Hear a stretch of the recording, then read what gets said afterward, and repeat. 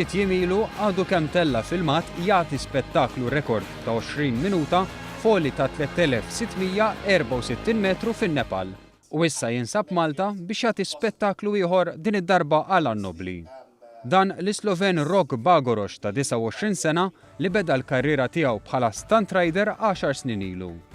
Mawa News jgħid li l-bidu tal-karriera tiegħu kien diffiċli hekk kif għamiltu ma kellix biex tixtrilu mutur. And I said this I want to do and I will do everything what it's in order to make it happen. So I started to work in restaurants, washing dishes, everything, mowing grass, all the bad work that nobody wants to do. And yeah, this is how I collect my first budget for my first scooter. Eventualment xtara mutur antik u għamel is-snin jipprattika biex il-ħolma tiegħu jagħmilha realtà. Bagoroš inġib Malta mill-kumpanija KTM flimkien ma' Famalco Group fl-okkażjoni tal-20 sena tal-kumpanija f'Malta u anke f'kollaborazzjoni mal-Awtorità tat-Turiżmu.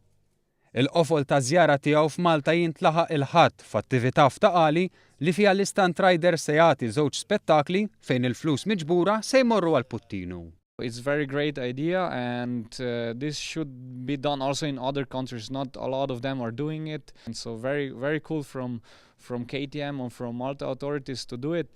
And yeah, I'm really looking forward to the event on Sunday. Rok jgħid li l-ħolma tiegħu ili jsir iċ-champion tad-dinja.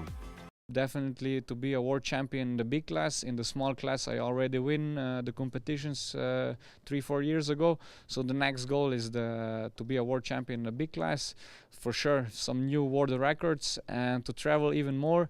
But if I put a line under all the goals, it's just to enjoy my sport. U minn barra l-ispettaklu, f'pajjiżna qed iħares il-qudiem li jżur xi siti ta' interess kif sema ħafna affarijiet sbieħ dwar il-bajjiet, l-arkitettura u l-kultura tagħna.